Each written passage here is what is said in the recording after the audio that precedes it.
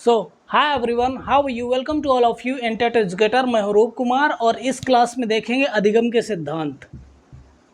अधिगम के सिद्धांत अंग्रेजी में इसको बोलते हैं आप लर्निंग थ्योरीज। अब ये जो लर्निंग की सीरीज है इसमें हमने ये देखा कि लर्निंग क्या है। एक दूसरी क्लास में ये देखा कि जो लर्निंग थ्योरी को बताने वाले अलग अलग विद्वान हैं, जो अलग अलग मनोवैज्ञानिक हैं, उनके अलग अलग ग्रुप्स हैं, अलग अलग विचारधाराएं। जैसे पॉलिटिकल पार्टीज़ की किसी भी कंट्री में अलग अलग विचारधाराएं होती हैं, अपने इंडिया में भी ऐसा ही है लगभग। ठीक है, ऐसे ऐसे विद्वान भी हैं। ठीक है ना, कोई व्यवहारवादी हैं, ठीक है, तो कोई संज्ञानवादी हैं। तो अलग अलग विचारधाराओं के अलग अलग मनोवैज्ञानिक हैं, उन्होंने अलग अलग तरीके से अधिगम के यानी लर्निंग की थ्योरीज दी हैं। और इस पर्टिकुलर क्लास में हम एक अमेरिकन जो है, अमेरिकन मनोवैज्ञानिक बोल लीजिए, मनोवैज्ञानिक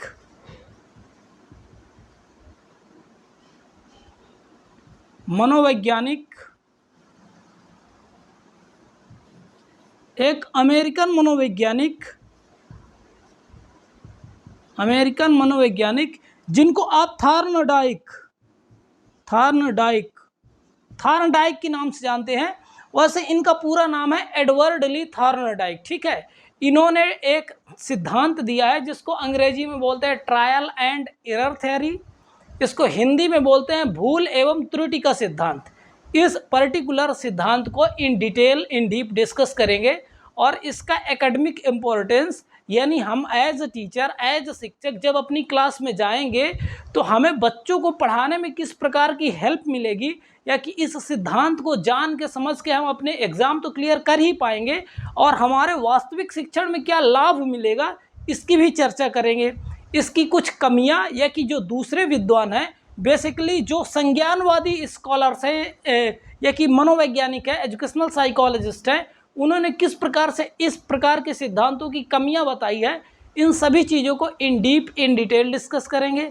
बिल्कुल आसान भाषा में डिस्कस करेंगे ताकि एजुकेशनल साइकोलॉजी का टेट एजुकेटर के साथ कॉन्सेप्ट भी क्लियर हो जाए, क्लास में आनंद भी आ जाए और चीज़ें भी क्लियर हो जाए। इसी उम्मीद के साथ मैं हूँ रूप कुमार, और यदि ये क्लासेस अच्छी लगती है एजुकेशनल साइकोलॉजी की तो आप इसको टेट एजुकेटर को सब्सक्राइब कर लें। अब स्टार्ट करते हैं अधिगम के सिद्धांत यानी लर्निंग थ्योरीज, और specially Edward Lee Thorndike who was an American psychologist proposed a theory trial and error, उसको इन डीप डिस्कस करने वाले। ठीक है, अधिगम के सिद्धांत कौन सा पढ़ने वाले हैं? भूल एवं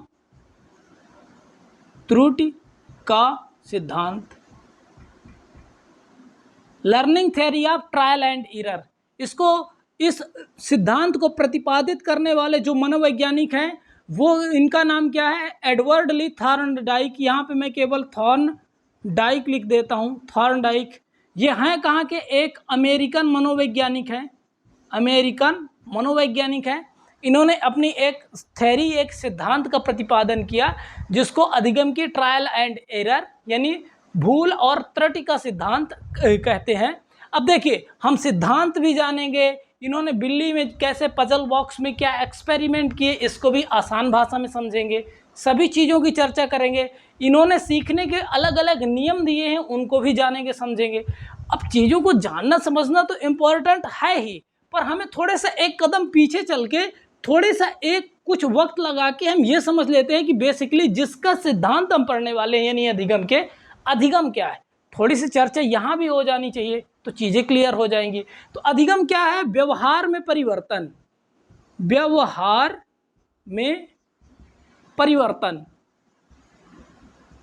जब हम पर्टिकुलर वर्ड परिवर्तन की यानी चेंजिंग इन बिहेवियर, जब हम चेंजिंग की बात करते हैं तो हम लर्निंग को हमेशा रिलेटिवली परमानेंट चेंजेस यानी अपेक्षाकृत स्थायी परिवर्तन की संज्ञा देते हैं। बहुत ज़्यादा गहराई में इधर अभी नहीं जाना। ठीक, व्यवहार में परिवर्तन, कैसे परिवर्तन? अपेक्षाकृत स्थायी, यानी देखिए जब साइकोलॉजी की आप फर्स्ट क्लास लर्निंग की देखेंगे तो वहीं कई बारी बात की गई कि अधिगम कभी भी पैसिवली नहीं हो सकती, मतलब हम बिस्तर में सोते रहें और अधिगम हो जाए ऐसा नहीं संभव है। अधिगम भले ही जन्म पर्यंत चलने वाली प्रक्रिया है, पर इसके लिए एक्टिविटी की जरूरत होती है।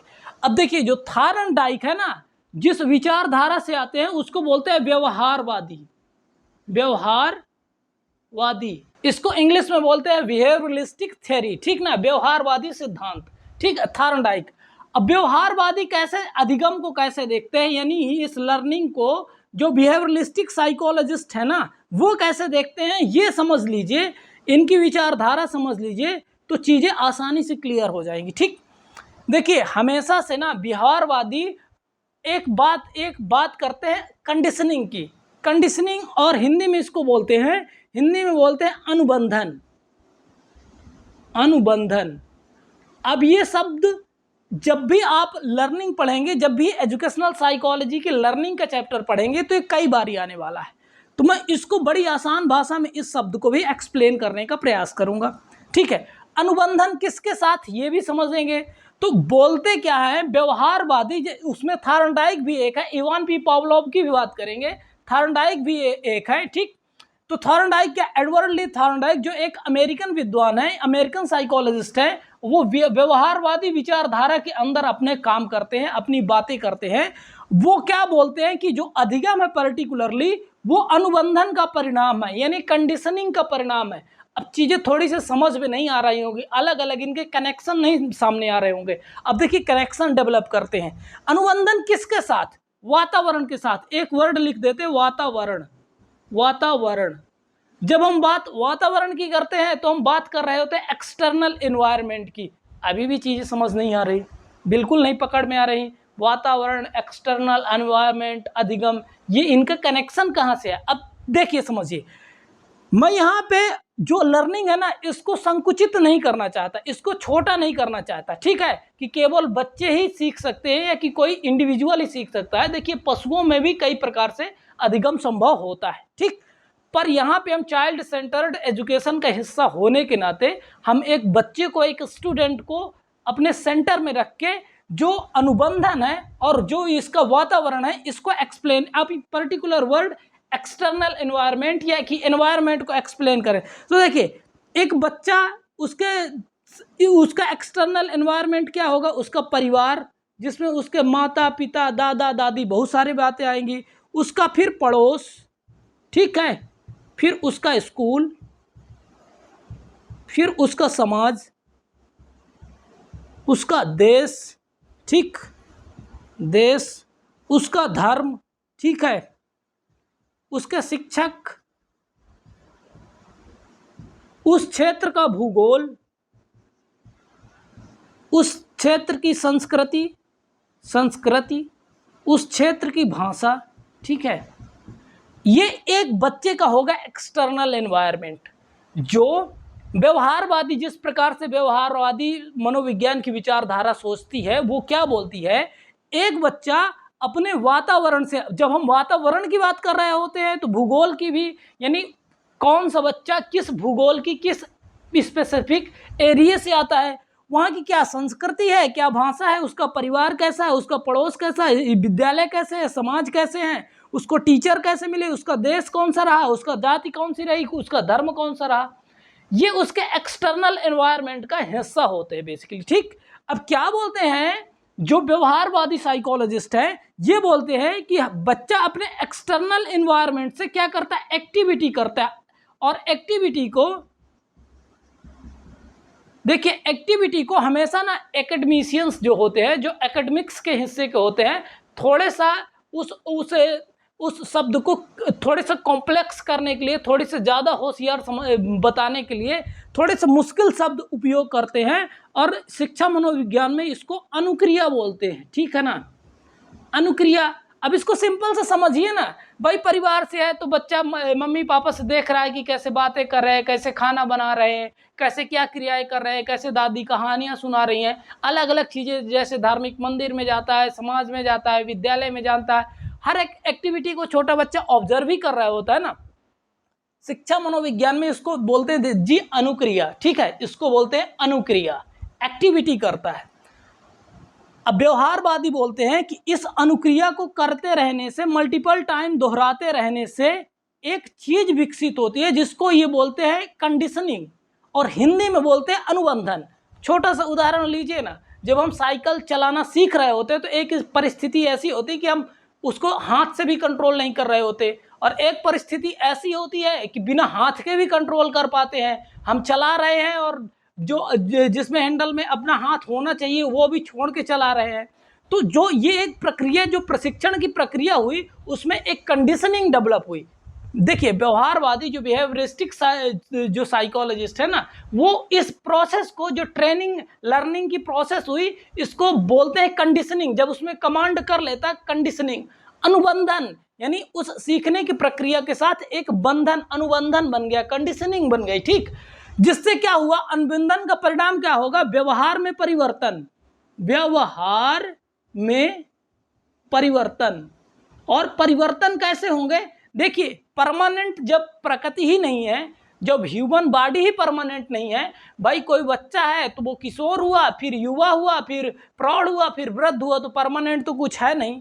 तो परिवर्तन कैसे होंगे, अपेक्षाकृत स्थायी परिवर्तन, रिलेटिवली परमानेंट चेंजेस। ठीक है, बहुत सारे ऐसे अधिगम होंगे जो यदि अभ्यास नहीं करेंगे तो भूल जाएंगे, रिलेटिवली परमानेंट चेंजेस हो गए, जिसको हम बेसिकली ओवरऑल साइकोलॉजी में अधिगम बोलते हैं। तो इस प्रकार से अधिगम को इन लोगों ने देखा है, जाना है, समझा है। अब डायरेक्ट आ जाते हैं एडवर्ड ली थॉर्नडाइक के ऊपर और अपनी चीज़ों को क्लियर करते हैं। ठीक है, थॉर्नडाइक भी एक टीचर थे, आप भी एक टीचर हैं और एक बेहतरीन टीचर बनेंगे। इन्होंने शिक्षण कार्य करते हुए, कॉलेज में, यूनिवर्सिटी में पढ़ाते हुए, जो अपनी इंडिविजुअल लेवल में जो एक्सपेरिमेंट किया, जो वो बिल्ली के साथ इन्होंने एक्सपेरिमेंट कर ट्रायल एरर यानी त्रुटि और भूल के सिद्धांत को प्रतिपादित किया। अब उसको देख लेते हैं तो चीज़ें और भी क्लियर हो जाएंगी, और भी आनंद आएगा, और भी चीज़ें समझ में आएंगी। अब स्टार्ट करते हैं वो चीज़ें। हम बात किसके कर रहे हैं, अधिगम के सिद्धांत के, थॉर्नडाइक के। ठीक, इनका सिद्धांत का नाम क्या है, प्रयास एवं भूल, प्रयास एवं भूल या त्रुटि, जो आप अच्छा लगे वो देख लीजिए, त्रुटि का सिद्धांत।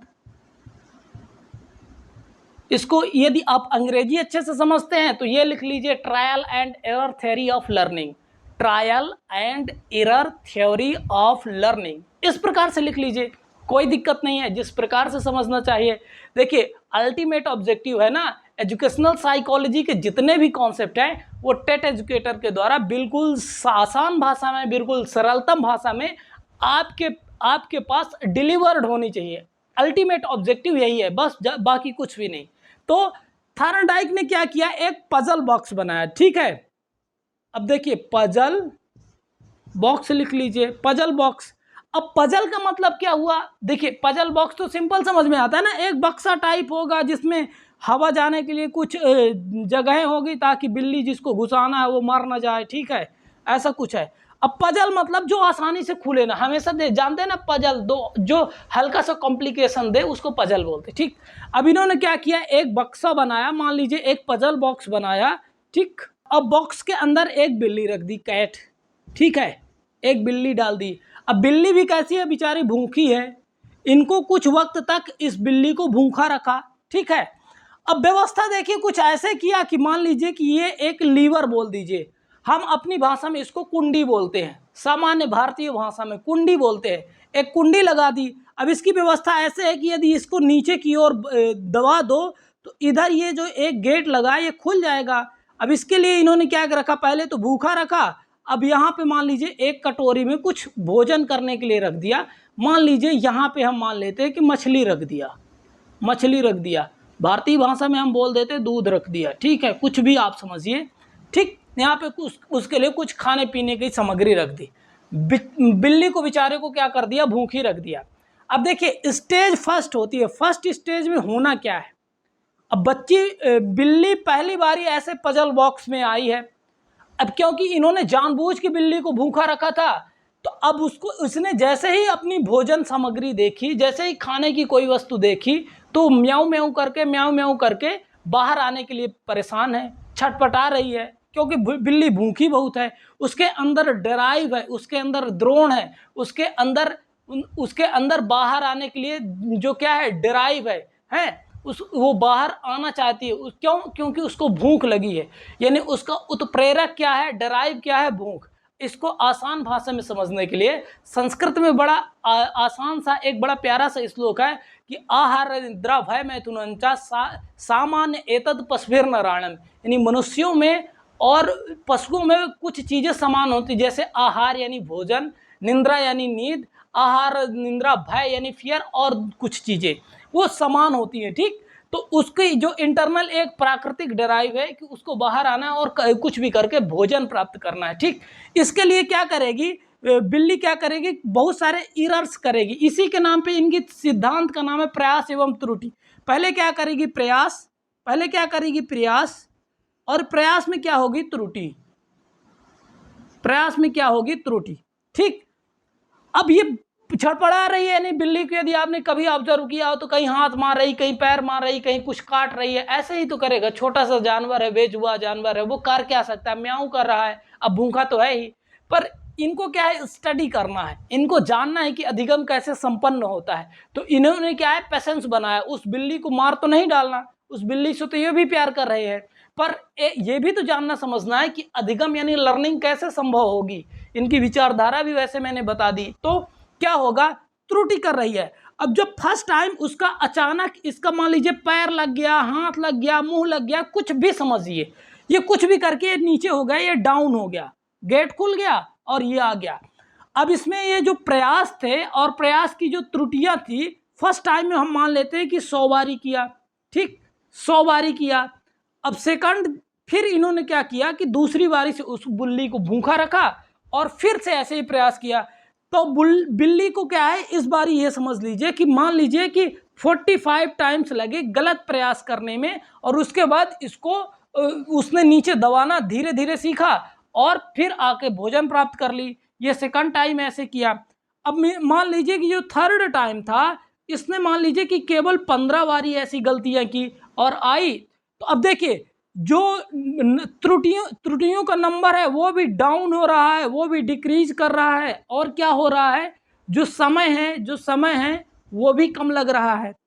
मान लीजिए 5वीं 6वीं 7वीं, एक वक्त ऐसा आया कि उससे एक भी त्रुटि नहीं हो रही, जीरो में आ गई। ठीक है, अब बिल्ली को बिल्कुल समझ में आ गया कि ये जो कुंडी लगी है, ये जो लीवर लगा है, इसमें बस पैर मारो या मुंह से दबाओ, गेट खुल जाएगा, आराम से खा लेते हैं। तो इन्होंने बेसिकली एडवर्ड ली थॉर्नडाइक ने क्या समझाया है कि जब भी हम कुछ अधिगम कर रहे हो, तो इससे में समझ में भी क्या है, जब भी हम कोई चीज़ें नई सीख रहे हो, तो as a human, as a animal, as a student, as a छोटा किड, जब भी कोई चीज़ सीख रहे होते हैं तो उसमें प्रयास करना पड़ेगा। यानी बिना प्रयास के पैसिवली, यानी बिना कुछ किए बिस्तर में सोए कोई प्रकार का अधिगम, कोई प्रकार की लर्निंग, कोई प्रकार का सीखना नहीं हो पाएगा। एक तो चीज़ें ये समझ में आई।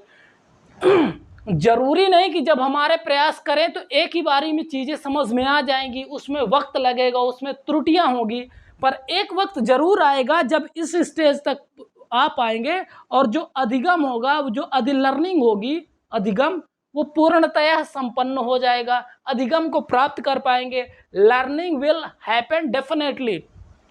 तो इसमें क्या सीखने को मिलता है भाई, हमें धैर्य भी रखना है, लर्निंग आसानी से नहीं मिलेगी, हमें प्रयास करते रहना है। प्रयास में ज़रूरी है कि कुछ त्रुटियां होगी और उसके बाद हमें सफलता भी मिलेगी, इस बात की आशा और उम्मीद भी रखनी है। इस प्रकार से एडवर्ड ली थॉर्नडाइक ने इस प्रकार की बातें अपने कॉन्सेप्ट में बताई, जिसको बेसिकली एजुकेशनल साइकोलॉजी में trial and error theory of learning, या कि भूल एवं त्रुटि का सिद्धांत शिक्षा मनोविज्ञान में हम कहते हैं। इसके अलावा भी इन्होंने बड़ा इंटरेस्टिंग काम किया है, उसको भी समझ लेते हैं। इन्होंने सीखने के कुछ प्यारे प्यारे नियम बताए हैं, अब उसको जानते हैं, समझते हैं, तो चीज़ें और भी क्लियर हो जाएंगी। थॉर्नडाइक के बहुत सारे नियम में एक फर्स्ट नियम है तत्परता का नियम। ठीक है, तत्परता यानी रेडीनेस, तत्परता का नियम। ठीक, इन्होंने इसमें क्या बताया है, इसमें बेसिकली 3 स्टेज बताए।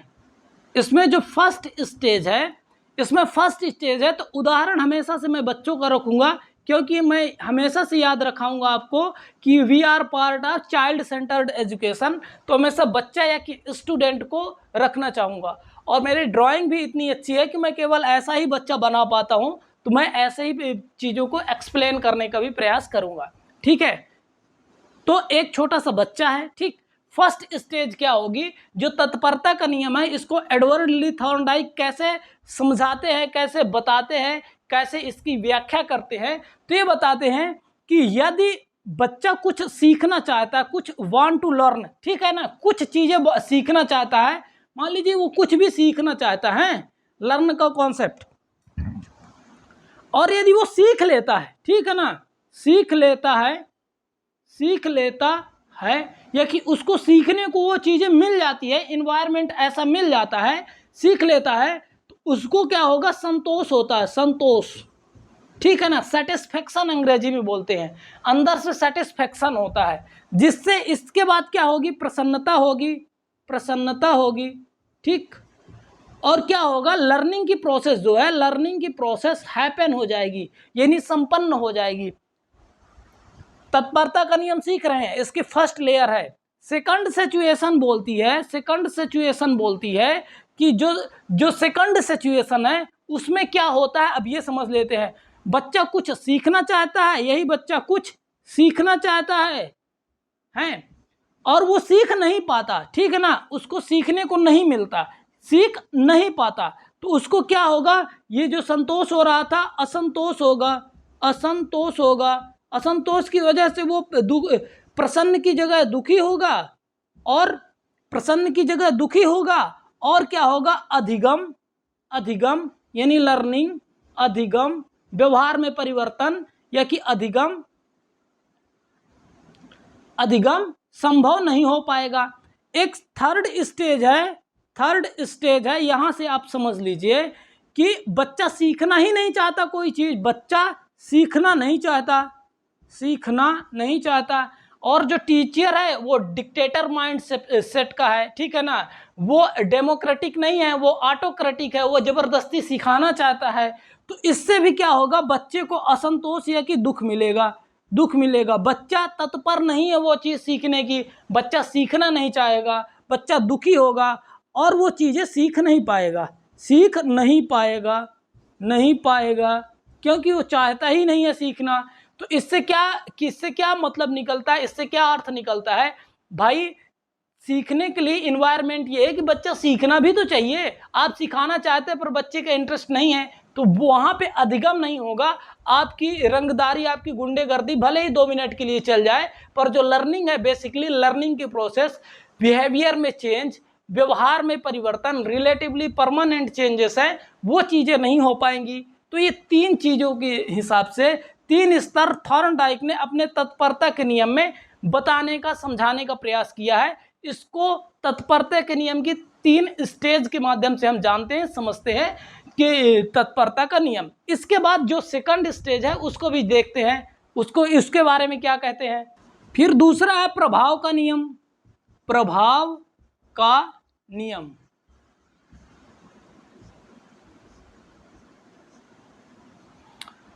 इसमें प्रभाव का नियम भी 2 स्टेज में एक्सप्लेन किया है एडवर्ड ली थॉर्नडाइक ने। इन्होंने फर्स्ट स्टेज बताई है लॉ ऑफ इफेक्ट। प्रभाव का नियम इस प्रकार से इन्होंने बताया है कि मान लीजिए कि कोई बच्चा है और कुछ सीखना चाहता है, यानी कुछ जानना चाहता है, सीखना चाहता है, ठीक है, ये कुछ चीज़ें जानना, समझना, सीखना चाहता है, ठीक है। अब जब इन्होंने पहले भी बताया ना कि व्यवहारवादी हमेशा कंडीशनिंग की है, यानी उन्होंने अनुबंधन की बातें की है, यानी कोई भी वातावरण के साथ कुछ चीज़ें सीखना चाहता है, यानी इंटरेक्शन करता है, पर यदि उसका प्रभाव सकारात्मक आता है, सकारात्मक यानी उसका जो फीडबैक है सकारात्मक आता है, तो उससे प्लेजर मिलता है बच्चे को, उससे आनंद आता है और अधिगम संपन्न हो जाता है, यानी लर्निंग की प्रोसेस हो जाती है। और यदि इसका प्रभाव सकारात्मक की जगह नकारात्मक हुआ यानी निगेटिव हुआ, तो अधिगम संभव नहीं होती, यानी learning can not be happen, यानी अधिगम की प्रक्रिया नहीं हो सकती, क्योंकि उसके जिस सिचुएशन के साथ इंटरेक्ट करना चाहता है वो ऐसा नहीं हो पाता, तो अधिगम नहीं होता। इसको एग्जाम्पल से समझिए तो चीज़ें और भी क्लियर हो जाएंगी।